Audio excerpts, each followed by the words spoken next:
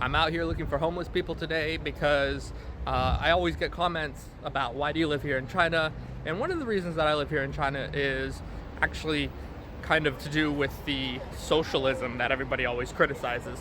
So I'm gonna go see if I can find any homeless people here in China. I don't think I will be able to, but I'm gonna walk around and I'm gonna try and go to places that are less touristy, because obviously in the touristy places they want to keep those areas like clean and organized as much as possible, and so they'll remove people from those areas. And I want to talk about the 3 reasons that I think are the main reasons why we can't find a lot of homeless people here in China versus in the United States, which is my home country. So I'm walking into a park area now, kind of a place where people meet, especially in the evening, to dance. It's not the evening, but a lot of times people meet here in these areas.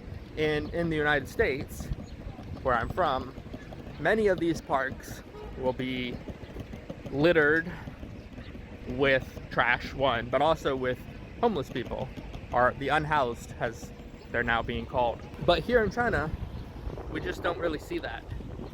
And so I'm going to talk a little bit, like I said, about some of the reasons I think that is the case.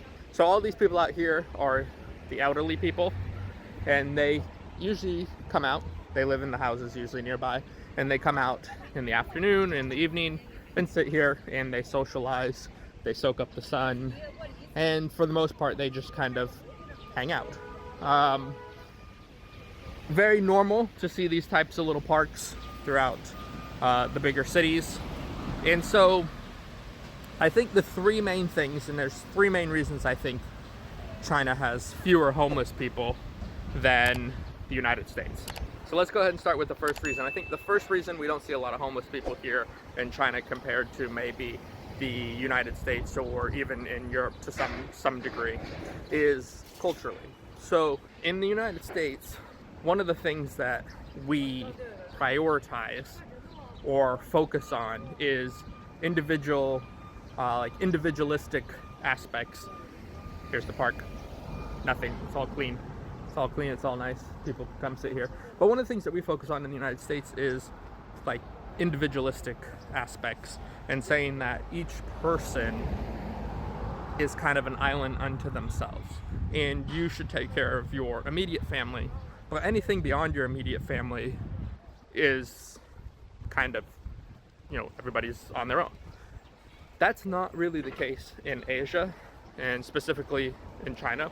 So in China, it's more of a collective culture where people take care of each other, and that goes back to years and years and years and years of upbringing from Taoism and Buddhism, which is more about taking care of your family and respecting your elders. And so when people fall on hard times here in China, the family, and that's not your immediate family, that's your entire family, will often help in that situation. You see this in pretty much every aspect of life here, from business to school to buying a house. You rely on your family, and not just your immediate family like your wife or your children or maybe your parents, but like your extended family too. Aunts and uncles will chip in. So when somebody is having a difficult time and potentially facing homelessness, they don't end up on the streets because the culture doesn't allow it. And so there will be a safety net, so to say, and that safety net is your extended family. As for in the United States, we're on our own. And there's people that don't even talk to their family. They don't talk to their parents. They don't talk to their, brothers or sisters. And it's very individualistic, right? You have to take care of yourself. You pull yourself up by your bootstraps. And that is the way it is. And that's even applauded and seen as a good thing, right? We talk about how, self-made millionaires, or nobody's self-made in the sense of, even the people that are, millionaires or billionaires, most of them have a lot of social support and a lot of networks that help them get to where they are. So we have this idea that we are self-made and that we are responsible for ourselves, but that doesn't really reflect the reality. As for here in Asia, The culture is more about a collective culture that takes care of each other. So that's the first reason why when you walk down these streets, you don't see a lot of homelessness. And by a lot of homelessness, I mean none. I've been here in China for almost 13 years, and I haven't seen the homelessness that you will see in the United States. As a matter of fact, the most I see every now and then will be a beggar who is in a difficult situation. But it's not like they have tent cities. At least I've never come across them, and I've traveled to many different cities throughout China in the last 13 years, and I've never seen it, at least not out in the open. So the family supports people, and that allows them to essentially hide it better and also take care of the people in need. So that's the first issue. The second issue is government support. Again, going back to this individualistic idea in the United States, the government doesn't support enough. So in the United States, there is government support, but a lot of people don't take care of those. They don't really take advantage of those systems because of, well, the last problem, which I'll talk about in a minute. As for here in China, again, it goes back to individualistic society versus a socialist society. I remember when I was working at the oil company, Zhangguo Shouyo, which is the China National Petroleum, I used to always be like, why do we have, 2 million people employed when we could do this with, 500,000 people, this work, this job? And my boss would always say, well, these people need to work, they need to have a job.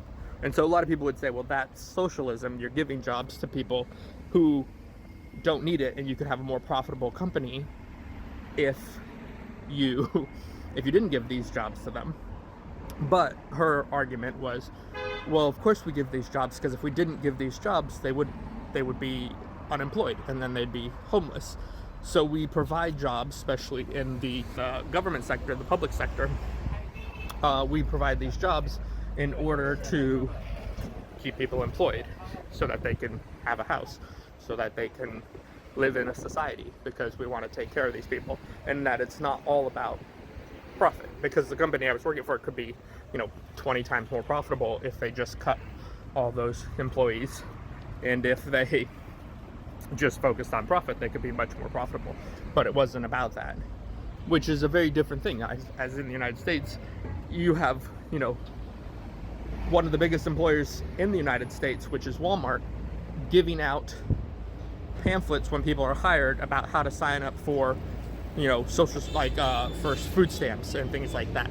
And so instead of hiring and paying a good wage in the United States, they rely on government assistance to subsidize their profits, in a sense. Whereas here they say, no, that's not even you wouldn't even consider that here.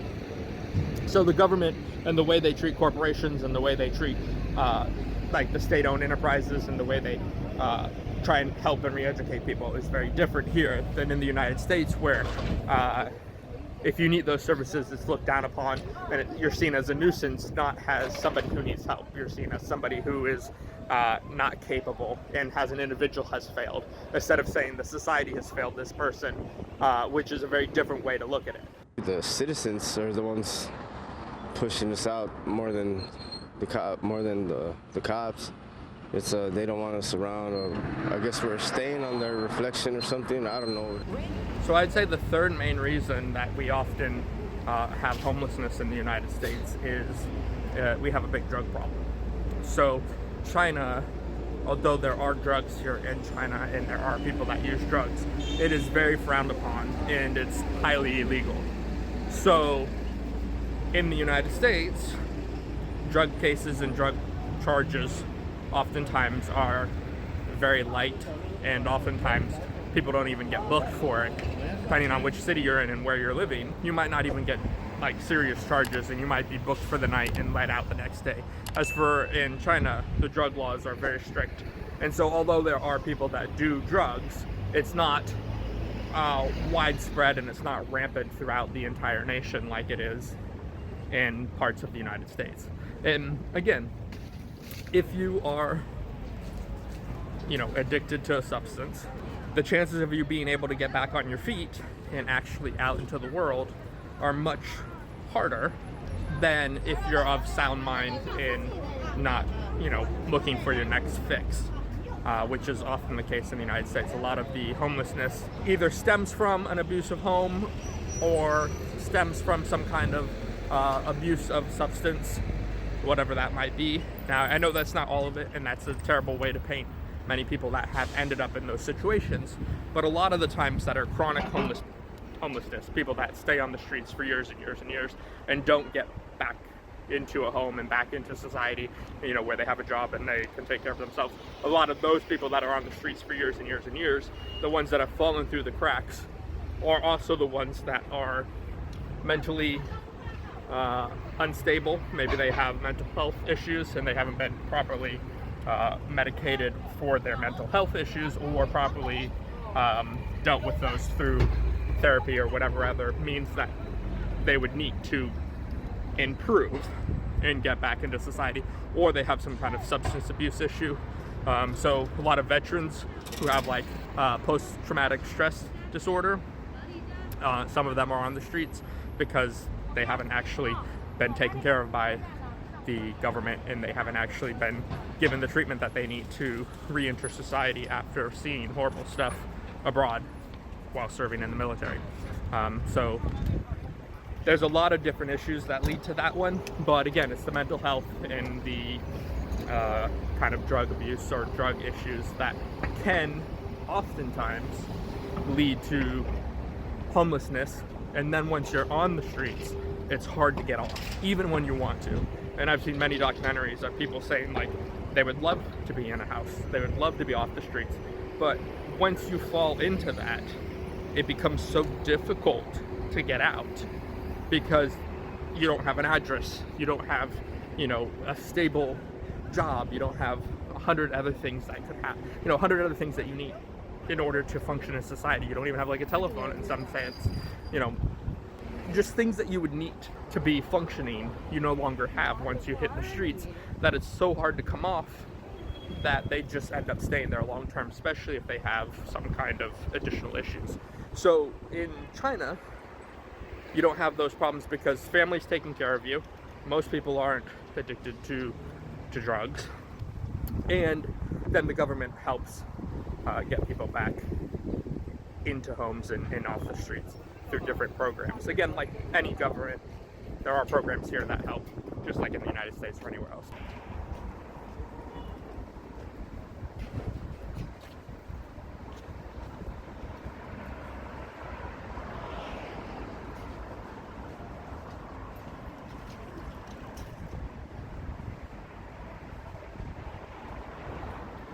All I'm seeing is a bunch of trash cans, not tents. Another way that they employ people is oftentimes with these little street cars, these little street sweepers. And so, again, it's about keeping people employed and keeping people busy and occupied with their time so that they aren't idle. So you'll see a lot of street sweepers, you'll see security guards, little bowans, and you'll see lots of jobs that seem very pointless and even sometimes frustrating when you have to deal with like a baoan who's like, oh, you can't come in here, and you're like, what are you talking about? But in reality, this is providing some sort of income and some sort of job and some sort of work. But yeah, that's the idea. It's like they have these street sweepers, and they have a lot of construction jobs. And again, I'm not saying that you make a lot of money off of any of these jobs, but what it does, it gives you a sense of purpose. It gives you a sense of routine. It gives you a sense of being part of society, that you have a function. What often happens is when you are in a situation where you end up homeless, is you fall through the cracks, and then in the United States, you're looked down upon, right? You're a non-human almost. You're scum. You're the type of person that nobody wants to deal with you anymore. You've fallen out of society. Whereas here, even if you're at the bottom of society, you're still part of it. Like, you still have a function, you still have a job, you still have a purpose. And I think that's a big difference even if you're not making much money, and many of these people aren't making much money, and they're living, you know, in some tiny little apartment with 5 other guys, or the company is providing them some kind of housing, and again, it's like a bunk with 5 to 10 other guys. But if that wasn't provided by the company or by the government or by whatever entity is providing this, then they would be on the streets. And I don't know if it's a better or worse existence, but what it does is it creates an environment where at least there's an opportunity, like, for them to be part of society. It's not that they've just been cast out onto the streets. And so a lot of housing is provided by companies, especially like when it comes to state-run organizations. These companies will provide housing. I know that when I worked for state-run companies, many of the younger people specifically ended up in the company housing because it's almost unaffordable for these people who are making, you know, 5,000 RMB a month, and, you know, rent for like the smallest place is already like 3,000 RMB a month.